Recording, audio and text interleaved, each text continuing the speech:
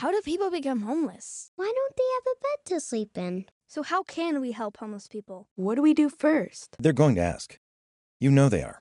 The children in your life are going to want to know why that person is sleeping on the sidewalk or pushing a shopping cart full of belongings. You need to be ready with simple, clear, compassionate answers. Your answers should be age appropriate, but the basic answer to why is because not everyone has a bed to sleep in. For a smaller child, you might have to elaborate a bit on how apartments and food and clothes all cost money. With your preteen, you can talk more about how people sometimes lose their jobs or have medical conditions or other problems that prevent them from having a job. You can also mention how rents are increasing and that there aren't enough homes for everyone. A high school student can handle a more detailed discussion about the lack of affordable housing and the challenges of finding a job if you don't have a car or have kids at home to take care of. And don't shy away from core issues like poverty and racism. Homelessness is complicated, but your teen can handle it. If your child is 6 years old or younger, you're probably going to hear why a lot when you're explaining to a younger child. Hang in there and take it step by step.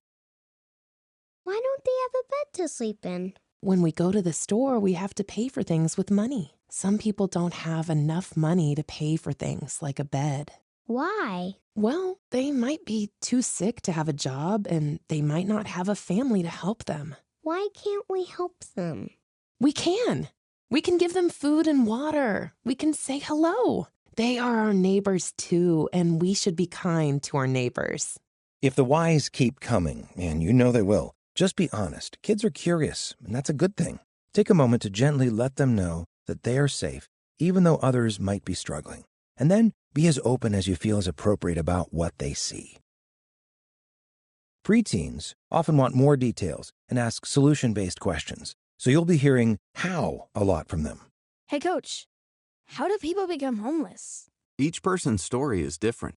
The main problem is that it's harder and harder to find affordable housing. Even people who have jobs can't always afford a place to live. So if someone loses their job, it can be disastrous. Or they might not be able to work at all because they have health problems or a disability. Or they might not have access to transportation. Not everyone has the same opportunities as you or me. So how can we help homeless people? We can share what we have with our neighbors. We can donate time and money to organizations that help people find and move back into homes. We can collect food for our local food bank. We can let homeless people know that we see them and we want to help. Teenagers who express curiosity once you get past the basics are often action-oriented. So here come the what questions. What can we do to end homelessness? Wow, that's a really good question. We need more affordable housing in our community. We can join a community action group and let local leaders know that we support building accessible, affordable housing for individuals and families in our community. We also need better access to health care and more job support programs. That's a lot. What do we do first? The first step to making our community better is to raise awareness. We can show up to support community leaders who want to improve conditions for our less fortunate neighbors. We can tell our friends that ending homelessness is important to us and that we'd like it to be important to them too. What else? We can raise our voices until politicians and policymakers begin making changes. When the children you care about begin asking about unhoused people they see in their neighborhood, start simple and keep listening as the child responds to your answers. No matter their age, try to respond with empathy. Let them know that seeing homeless people makes you sad too. No matter their age, you can let your child know that there are solutions.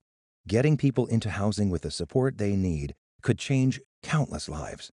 Whatever you do, don't brush off these questions with answers like, "Don't worry about it," or "You're too young to understand." No child is too young to learn about empathy and kindness. If you plant the seeds of compassion early, our communities will grow stronger and more equitable for everyone.